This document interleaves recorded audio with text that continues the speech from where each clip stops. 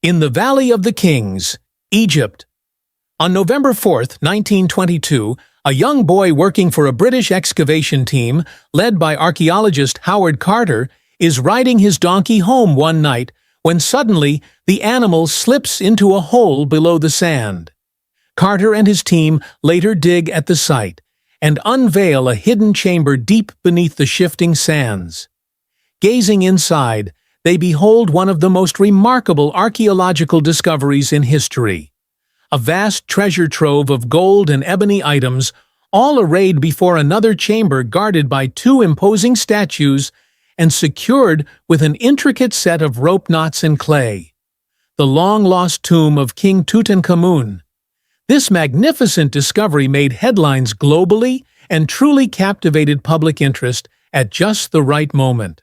Unlike most other tombs discovered by ancient Egyptian pharaohs, King Tut's tomb was intact. It had not been looted or damaged, so there is an immense wealth of archaeological information as well as an astonishing display of artifacts. After nearly 3 months of cataloging more than 5,000 relics found within the tomb's antechamber, on February 16, 1923, just after 2 o'clock in the afternoon, members of the press gathered to witness Howard Carter finally break the seal protecting King Tut's burial chamber, which had remained undisturbed for over 3 millennia. Carter began the excavation of the burial chamber within Tutankhamun's tomb and discovered the undisturbed burial of Tutankhamun, which was encompassed by 9 protective layers. The sarcophagus is quite elaborate, adorned with gold and inlaid with precious stones, and there are several layers before reaching the central layer, which holds the mummy of King Tutankhamun himself. Once Carter started to unwrap the mummy of Tutankhamun and remove the funerary death mask, he made his way through the various bandages and the bundle itself, finally revealing the face of Tutankhamun, unseen by any living person for nearly 3,500 years. Thus, the opening of Tutankhamun's tomb represents a form of resurrection, because, according to Egyptian beliefs, if someone is forgotten and their name is not mentioned, they are considered dead. In Egyptian terms, individuals continue to live as long as they are remembered. The discovery of King Tut's mummy sparked an international media frenzy, gaining attention in every major newspaper around the world. But Howard Carter and his team had barely begun to relish their success when several bizarre events began to unfold around them. That evening, while having dinner, Howard Carter hears a disturbance in the adjacent room.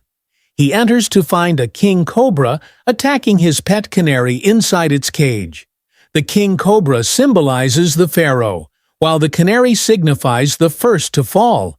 It represents the weak and serves as a warning. Subsequently, Lord Carnarvon, the financier of the entire expedition, was present on site, and while they were inventorying the treasures, he suffered a mosquito bite.